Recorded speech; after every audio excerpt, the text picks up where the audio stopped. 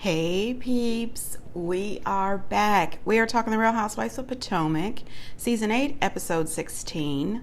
Hey, before we get into the video, please do me the honors of subscribing to my channel, hitting the notification bell so you can always be notified when I post new content, hitting the thumbs up because that does wonders for my channel, and share.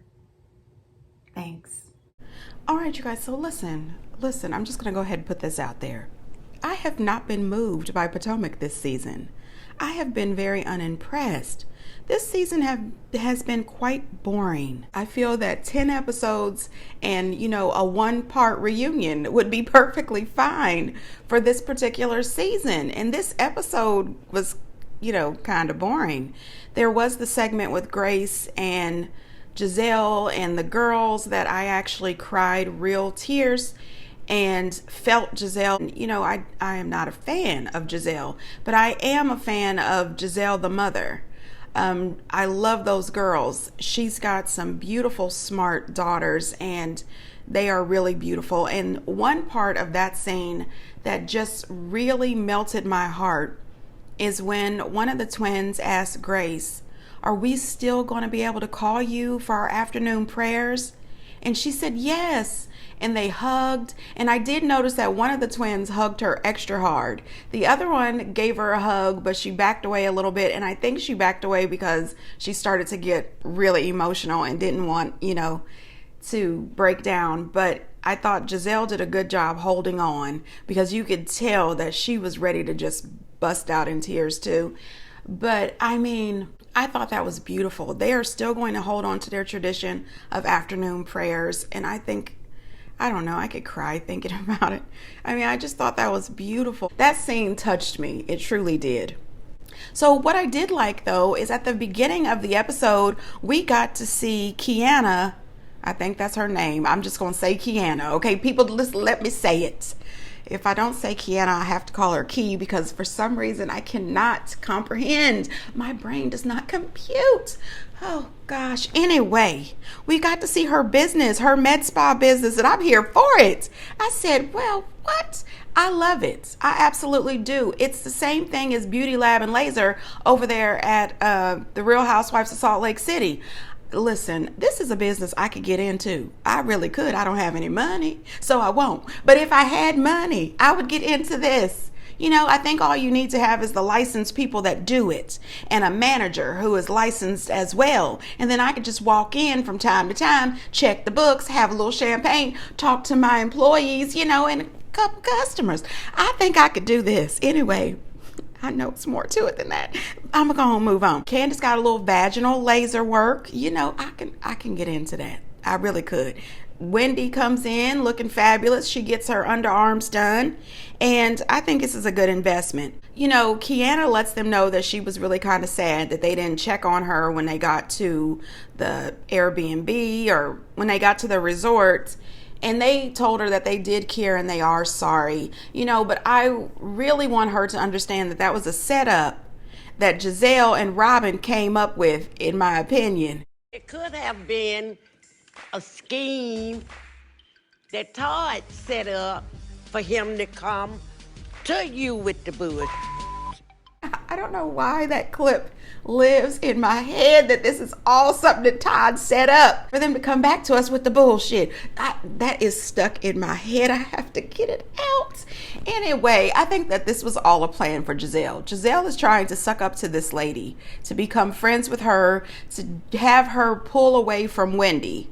And it's not going to work. This is just ridiculous. Giselle, please. Honey, you are losing. You are losing in this department. You and Robin against Wendy and Candace. You're never going to win. As Snoop said back in the 90s on his Doggy Style album. Hail Melvin without the blue note. She'll never go platinum. It's not going to happen, Giselle. I'm just saying, girl, you're getting on my damn nerves. Now, Candace did bring up Robin bringing up defamation. That is not the first time. That is the second time this season, this long season of 16 episodes so far, that she has brought up this defamation. And listen, prove it. Okay, there are so many things that Jew and Giselle have done to her that is also defamation. Both of you, all of you, defame each other on a regular basis. On the show, behind their back, to their face, on the social media. Y'all are always defaming each other all the time. The thing is, when you sign up for the Real Housewives, the ones produced by Andy Cohen and Bravo, you sign some sort of contract stating that you can't sue another housewife. So exactly how is it that Jew would sue her for this defamation? That is why Ashley did not sue her about Michael. Michael had to sue her, and that didn't work out for him. And I don't think it would work out for you either. You're on a reality show. I'm just saying, get the hell out of here, victim Robin. Robin and Giselle and some producer over there at the Potomac still keeps trying to make Charisse happen. And here's the thing, cut the shit with this, okay? The people have spoken, okay? And when I say the people, I'm not just talking about my peeps who are my people. I'm talking about the people of Bravo, the fans of Housewives. We don't want it. Okay, this woman is boring. All she has is bad wigs and champagne, and we don't want it. If we wanted bad wigs and champagne, please bring Katie back. Okay, that woman had horrible wigs. Horrible wigs. I don't even get it. She's got that good, nice, real hair and bad wigs. I mean, we've got Miss Sheila and her bad wigs. Sometimes Ashley wears real bad wigs, and sometimes Robin wears bad wigs. We don't give a damn. Bravo, listen to us, okay? Potomac has got to be shaken up. You are not shaking up Potomac. You are not shaking up New Jersey. You just keep giving us the same BS. We don't want it. If you're going to do something, bring back Katie. Bring back Monique. Do something. Please go away from me with this. Okay. Go away from me. Stop it. Leave us alone with this. Okay? Get away from us with this. So when the girls got together with Charisse, did anybody notice all of that sing talking they were doing? I like to call it talk singing. Hey girl, hey, what's up girl? Girl, you look so good. Oh my God, you look so cute. What? Where is your real voice? What the hell is happening now? I don't love that. I don't love that. To me, that's just fakery. If one of my girlfriends came over to visit me and all of a sudden was like, hey girl, I'll be like, what, you been drinking? Where is your real voice? This is ridiculous. Anyway, I'm going to move on. I'm sick of this. And you know what? Charisse keeps having this imaginary fight with Karen. Really? Why are we talking about Karen? Why did you make that comment that she was the grand scam? I don't think so, ma'am. You are just hating. You are hating at the fact that Karen has been a full-fledged champagne flute holding housewife from the first episode to now. And you are not. That's the problem. You are the scam. Please exit all the way to the left. Get the hell off our show. Moving on. Now, I did enjoy the scene between Giselle and Karen. You know, Karen is making some Pillsbury cookies that she just sliced up and threw in the oven. And Giselle, for some reason, thinks that she's supposed to have real pastries. No, ma'am. Who the hell is a pastry chef? No, ma'am. Okay, if you wanted real good pastries, you should have made them your damn self. Anyway, I thought it was very cute how they were there for each other. And she says, you know, Charisse has invited you to her house. And I'm Team Karen. If I don't F with you, why would I come to your home? I didn't respect it when Giselle showed up to Wendy's event and didn't even speak to that woman. That's garbage. That's trash. No class whatsoever, but she always wants to talk about etiquette. Real etiquette would have been either one, graciously backing out from the event and saying, thank you so much for the event, but unfortunately I can't make it. Two, you should have showed up to the event and was kind. Said hello to her and her husband. You didn't have any problems partaking in her event and taking a swag bag on your way out the door while you sat there being rude as hell. That's disgusting. Didn't appreciate it. I'm here for Karen saying I'm not giving Charisse not even 5 seconds of my time. Girl, go on some damn where. No, ma'am. Now, Karen lying about why she couldn't come was just a bit much for me. Girl, listen, they flashed back. They showed you and Ray dancing into the crab boil. Okay, you were at the other crab boil. I don't know if I believe that Ray is allergic. I really don't. And I don't think that Karen requires a lie or an excuse. You don't like her. Just say that. No, thank you. I won't be coming. You know I don't play with this girl. I'm not giving her any of my time. And why walk into the lion's den? No, ma'am. Not unless I'm carrying some sort of bazooka or something. I don't even really know what that is, but I know it's some sort of weapon. And I think Rambo had one. I don't even know. I'm going to look it up. Anyway, Robin shows us each episode. I mean, we've been seeing this for a while, but she shows us each episode just how childish she is. The woman's maturity level is very low. She's at Charisse's house, and Candace is downstairs ringing the doorbell. She is going to go open the door until she realizes it's Candace. Then she says, "Oh, no, I'm not." And she turns around and walks away. How petty and childish is that? How petty is that? You know what, Robin? It's time to grow up. You are a grown, married woman with children. Over the age of 40. Grow up. It's just corny. Nneka shows how ridiculous she really is. This woman shows up wearing that Party City crown and sash. And the crazy thing is Karen's not even there. You thought that you were about to shade her down to the ground, and what you did was make yourself look like a clown. We saw you earlier paying for glam. Why would you pay for that? Okay, every episode this season that she has been on, whether it is her confessional look or it's her look out in the streets with these girls, her makeup has been horrific. It does not match her neck or her hands. It's always doing too much around the cheekbones and the eyes. I am not a makeup girl. I don't know the tricks, but I do know what I like, and I also know what I'm willing to pay for. No, ma'am. You spent all that time and all that money, had that person over there, they ripped you off. You are over here wearing this crown and sash looking like a nightmare. I mean, this is just ridiculous. This is ridiculous. And I do appreciate that Charisse said, where'd they get this crown? Party City? Absolutely, that's where they got it. Just ridiculous. Now, Jacqueline is at this party, and she's sitting at this table throwing shade at Mia. Oh, Mia Thornton is a liar. Mia Thornton is this and this. She is thirsty for this TV time. And she is thirsty for the girls' time. And this is Charisse's way of getting on the show. I'm just going to keep being friends with Jacqueline. I'm going to bring Jacqueline. I'm going to have an event. And then they're going to want to film at the house. And I'm going to get on TV. That's what I'm thinking in my head. Okay, that's my opinion. Allegedly. So Giselle says, well, Mia said that you guys talked and you guys were doing okay. Oh, no, we're not. Okay, Mia shows up to the house. She greets everyone with a smile, including Jacqueline. I said, oh, shit. Now, this is the Mia Thornton I can get into. She came in as if, what? Nothing is bothering her. She is clearly fine. She is all right with saying hello to you, smiling, being kind, and going on about her damn business. That I can appreciate. However, messy ass I'm trying to produce, I bring nothing else. Giselle sits down and says, well, Jacqueline told us, that things are not okay with y'all. But when I talked to you, and I'm paraphrasing, you said that things were good. So, what's happening? Still paraphrasing. Mia, like a grown woman, says this doesn't concern the rest of the group. If you would like to sit down and have a private conversation, we can. And Jacqueline says, okay. I said, wait, what? Y'all doing private conversations? Oh, wow, what?